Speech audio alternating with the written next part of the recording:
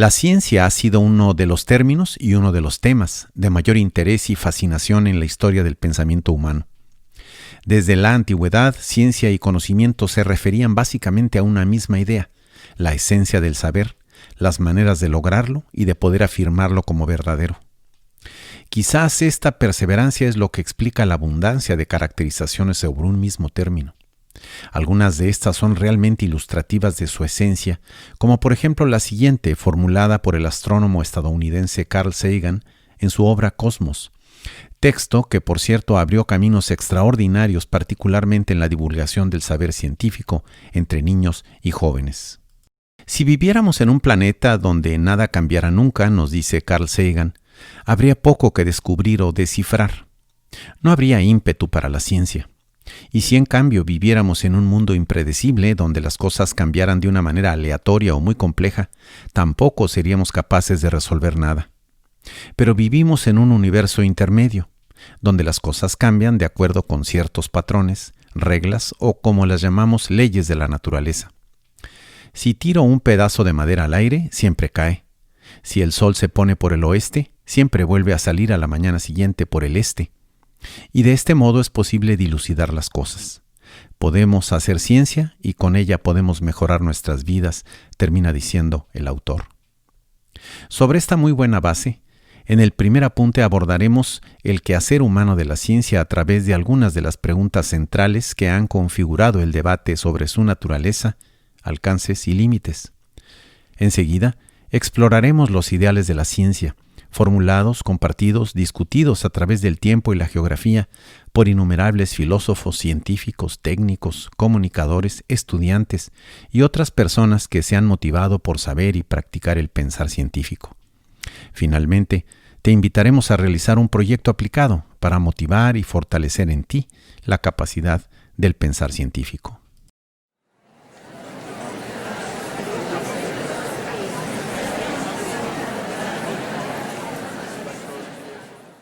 La Enciclopedia de Filosofía de Stanford nos dice que el Teetetes, que probablemente data de alrededor del 369 a.C., es posiblemente la obra más importante de Platón sobre epistemología. Podría decirse que es su mayor obra sobre cualquier tema. Platón, que vivió entre el 427 y el 347 a.C., tiene mucho que decir sobre la naturaleza del conocimiento en otros lugares, pero solo el Teetetes ofrece una discusión sobre la pregunta ¿qué es el conocimiento? En este extraordinario diálogo, Platón crea una conversación entre Sócrates y los matemáticos Teetetes y su maestro Teodoro, aplicando magistralmente la mayéutica, técnica que está en el centro del método socrático de filosofar. En las páginas del Teetetes se aborda una diversidad de cuestiones en torno al tema central de la ciencia, entendida como conocimiento o saber adquirido. En ese contexto, hay dos aspectos tratados en este diálogo que son relevantes para este apunte sobre la herramienta del pensar científico.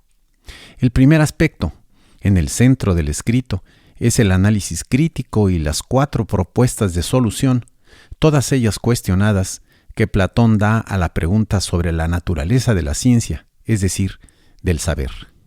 1. La ciencia es lo que se practica en diversas disciplinas, como por ejemplo la geometría, la astronomía o la aritmética, así como en artesanías y las artes. 2. De manera un poco más específica, propone Platón, la ciencia es fundamentalmente percepción, es decir, lo que se capta y aprende a través de los sentidos. 3. Prácticamente en el extremo opuesto, se propone en el diálogo que el conocimiento, la ciencia, consiste en juicios verdaderos que provienen del razonamiento. Y 4. La última propuesta basada en la anterior es que el conocimiento es un juicio verdadero sustentado en un logos, que pudiera significar una explicación lógicamente coherente, una enumeración de todos los elementos del objeto que está conociéndose, o la distinción de dicho objeto con respecto a todos los demás. El segundo aspecto realmente interesante en este diálogo en la obra de Platón es que ninguna de las 4 propuestas sobre la naturaleza de la ciencia resulta al final de cuentas aceptable, particularmente para Sócrates. El diálogo termina sin una conclusión acerca de la pregunta principal sobre la naturaleza del conocimiento. Sin embargo, lo que sí logra Platón en Teetetes es plantear en estas 4 caracterizaciones la agenda que hoy en día, casi 2400 años después, sigue siendo materia de reflexión y debate de científicos, filósofos y muchos otros estudiosos que han aprendido en este escrito la importancia de vivir en ese universo intermedio del que nos habla Carl Sagan. En su argumento, profundo e inteligente, Platón adicionalmente nos previene en contra de otras debilidades del espíritu humano, particularmente la arrogancia de quienes exigen a la ciencia lo que la ciencia no puede dar, porque al final de cuentas no es un ente con vida y conciencia propias, es simplemente un producto de la actividad humana.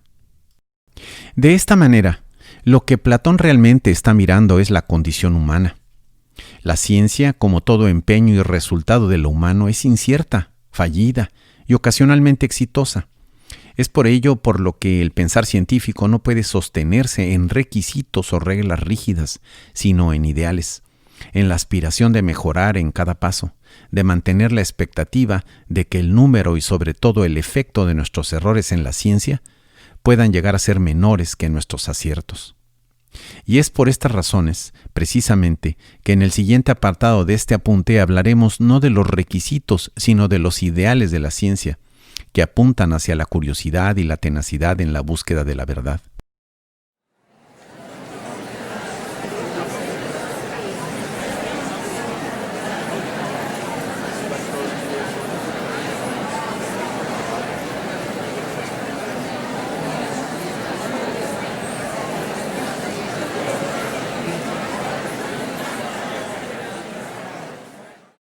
Para el pensar científico, hablar de los ideales y no de requisitos de la ciencia responde a la necesidad de reconocer que la búsqueda humana de la verdad no es ni de lejos una rutina sabida y sin riesgos, sino un intento organizado, expuesto a la posibilidad del error para lograr la mejor descripción, explicación o predicción acerca de los hechos, de sus atributos esenciales, regularidades y transformaciones. En esta búsqueda, los ideales del pensar científico que proponemos a continuación representan para la ciencia expectativas realizables con base en la constancia, el tiempo, colaboración y recursos. 1. El ideal de la unidad y comunidad de lo real. Es la visión de la realidad como un todo diverso y al mismo tiempo interconectado. Del organismo más pequeño en el mar hasta la última galaxia en el universo, la realidad constituye esa unidad y comunidad.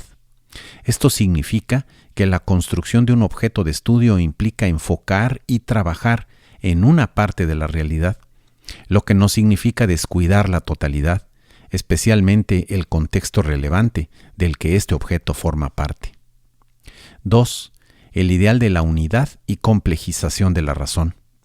Pensar científico es reconocer que la especialización en diferentes campos del saber, por ejemplo física, química o sociología, ayuda al avance del conocimiento siempre y cuando los científicos reconozcan la necesidad del trabajo interdisciplinario, que asume y trata de adecuar sus procesos y resultados de investigación a la complejidad de la realidad, en su totalidad e interconexiones.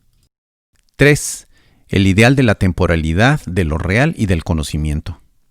Todo lo real, incluyendo los conceptos que se construyen para describirlo, explicarlo o predecirlo, es temporal. Lo único realmente inmutable y cierto en la ciencia es que todo cambia, excepto quizás la intención de lograr la mejor respuesta posible a partir de la mejor adecuación entre la realidad y lo que creemos de ella. 4. El ideal de la certeza.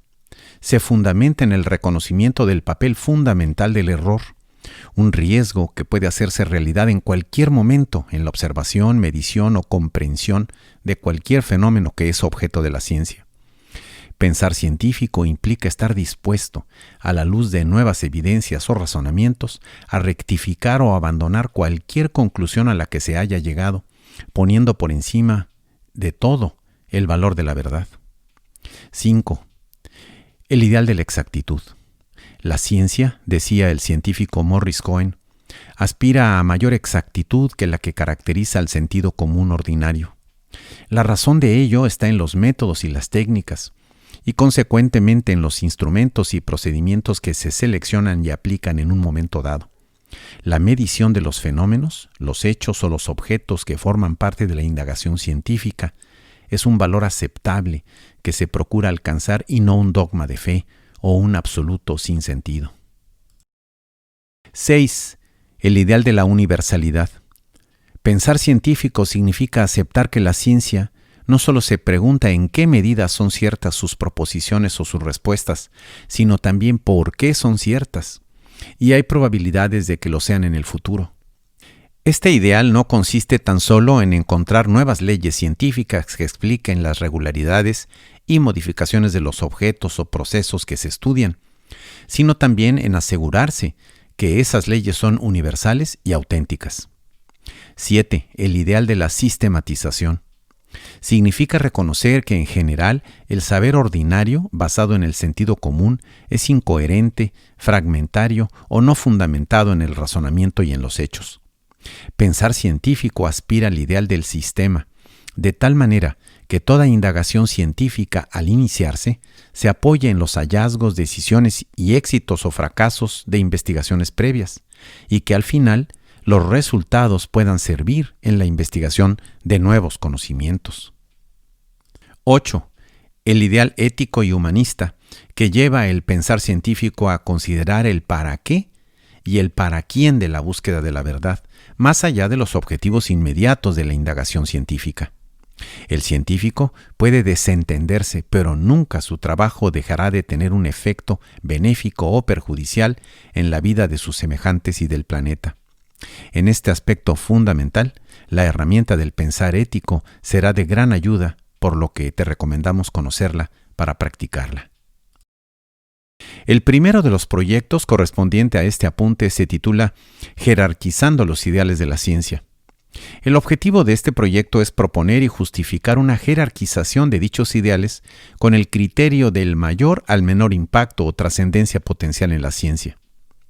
Localiza el documento en formato PDF de los proyectos en esta misma página del sitio de herramientas. Como se indica en todos los apuntes, ninguna actividad es obligatoria. El propósito es que practiques lo que vas aprendiendo, no solo trabajando en proyectos sugeridos, sino construyendo otros que incluyan otras herramientas y que se acerquen más a tus necesidades de conocimiento.